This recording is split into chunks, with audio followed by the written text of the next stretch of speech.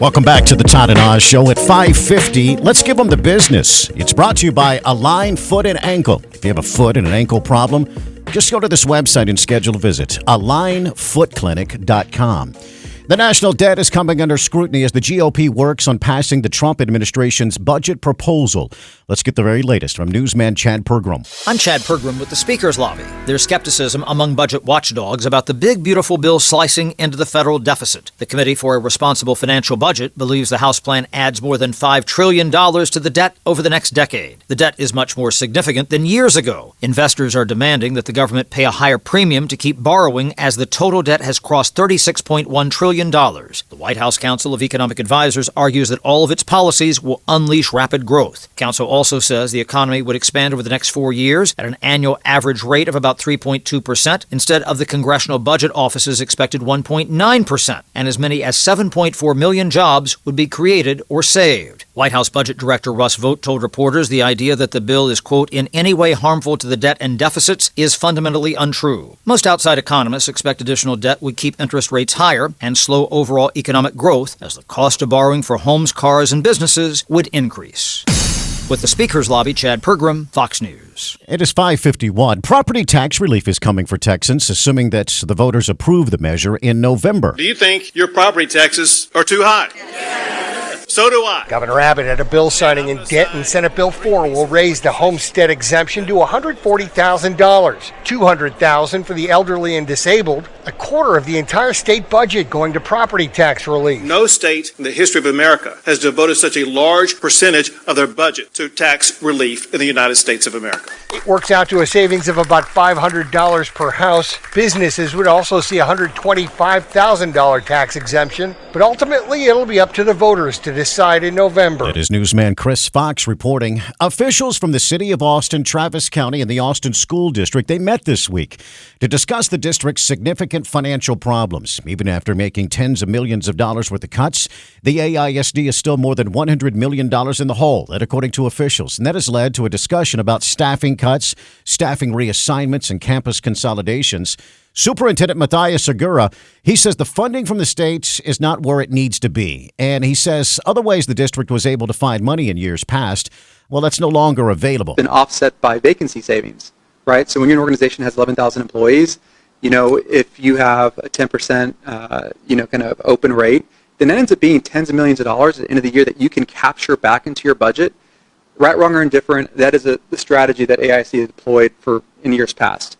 Well, what happens when you actually hire well? What happens when you're 97.5% staffed, which is where we want to be and is where we are? Well, it means that you're spending that money. He says they're looking at other cost-cutting options for next year, including budget cuts for technology on campuses where it's not being used. This is setting us up for a larger conversation around consolidations, which has already started. That work will have to occur over the next 6 months, and those decisions will be made in December, because we cannot operate in the way that we are and have well-resourced campuses. It just cannot happen at this point. We really have to think about how we can be more efficient. Yeah, the district says consolidations and staff reductions are a last resort. The school board will hold a budget meeting later this month. It is 5:53.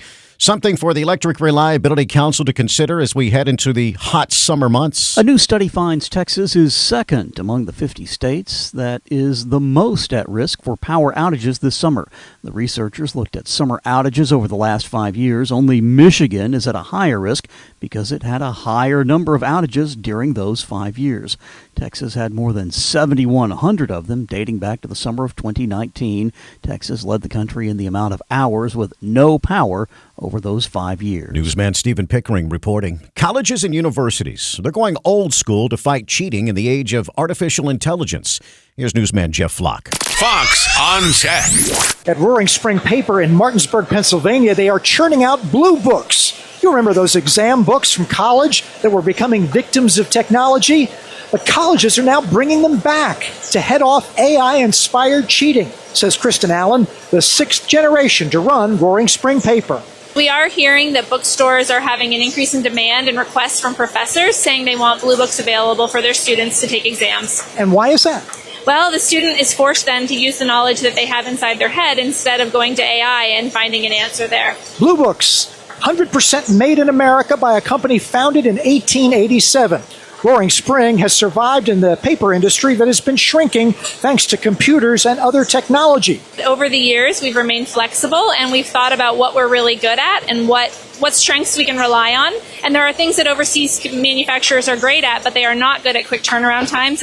With Fox on Tech, I'm Jeff Flock, Fox Business. Stay close. The big stories, traffic, and your forecast coming up. And you can always join us on the Todd and Oz Show at 512-836-0590. It is 5:55 here at KLBJ. The Todd and Oz Show. I want people in Austin to understand that foot health is not something to ignore. Dr. Twee Ho Ellsworth from Align Foot and Ankle. At Align, we emphasize proactive care and education, empowering patients to make informed decisions about their health, whether it's managing pain, treating chronic conditions, or optimizing performance for athletes. We're here to support the community's foot health needs. So take your foot and ankle problems to Align Foot and Ankle. Online, alignfootclinic.com. That's alignfootclinic.com.